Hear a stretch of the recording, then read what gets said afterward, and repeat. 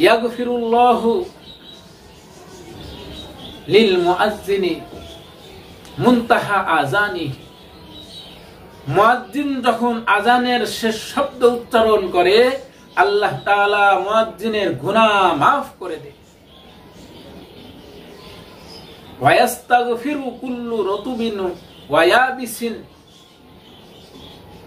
সামিআ সাউতাহু, তার আওয়াজ যত দূর যায় সে আয়তনের ভিতরে শুকনা বা ভিজা বস্তু সকলেই মুয়াজ্জিনের মাগফিরাতের দোয়া করে। মুয়াজ্জিনদেরকেও আমরা কদর করি না, অথচ বিশ্ব নবী বলেন যে আল্লাহ তাআলা তার গুনাহ মাফ করে দেন। তো আল্লাহ তাআলা মুয়াজ্জিনের মর্যাদা দিয়েছে। সমাজের সকলেই তো আর মুয়াজ্জিন হতে পারে না, আযান তো একজনই দেয়। আল্লাহ তাআলা তার মর্যাদা দিয়েছে, আমাদের উচিত সেই মর্যাদা অর্জন করা। তো সেই মর্যাদা অর্জন করার সুযোগ আছে। বিশ্বনবী বলেন, ইযা সামিতুমুন নিদা ফাকুলু মিসলা মা ইয়াকুলুল মুয়াজ্জিন, যখন তোমরা আযানের আওয়াজ শোনো তখন মুয়াজ্জিন যে শব্দ বলে তুমিও সেই শব্দ বলো।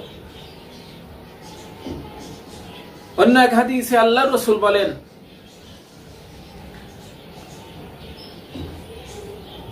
যখন তোমরা মুয়াজ্জিনের আযান শুনবে, ইয়াকুলু মিসলা মা ইয়াকুলু হাযা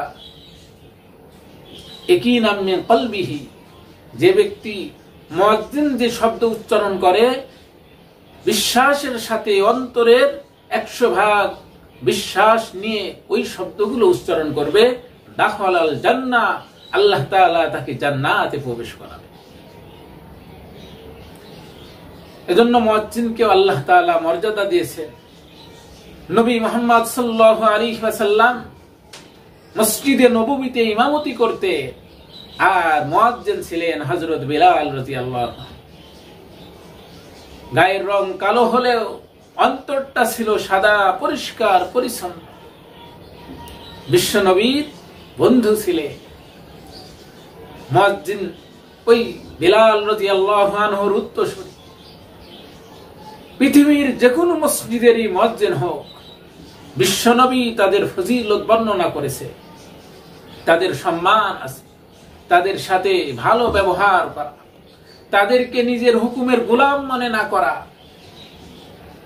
তারা আযানের নামাজের জন্য আহ্বান করছে, এজন্য তাদের সাথে ভালো ব্যবহার, সুসম্পর্ক রাখা, দ্বীনি বিষয়গুলো মুয়াজ্জিনের কাছ থেকে জেনে নেওয়া।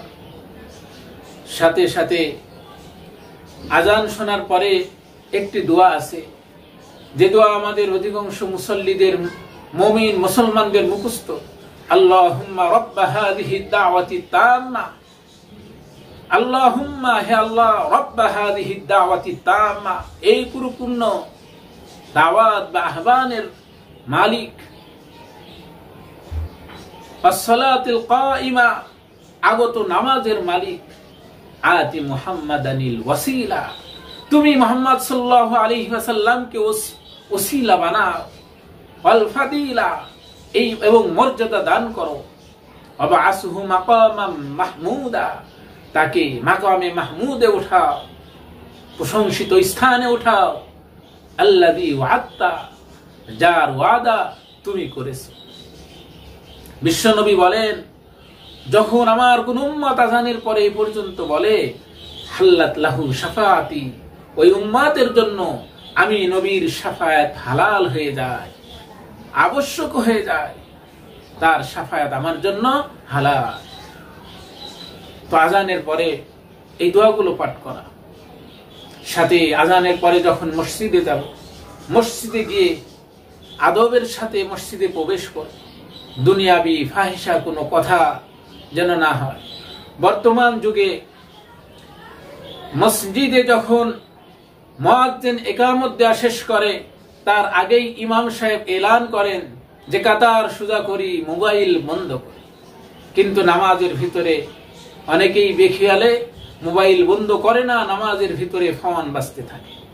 এক্ষেত্রে আমাদের জন্য উচিত যে আওয়াজে অন্য মুসল্লিদের নামাজে ক্ষতি হয়, খুশু নষ্ট হয়, এজন্য মোবাইল যদি ডান পকেটে থাকে, ডাহানা হাত ব্যবহার করে সেটা বন্ধ করে দেওয়া, মোবাইল যদি বাম পকেটে থাকে বাম হাত ব্যবহার করে সেটা বন্ধ করে দেওয়া।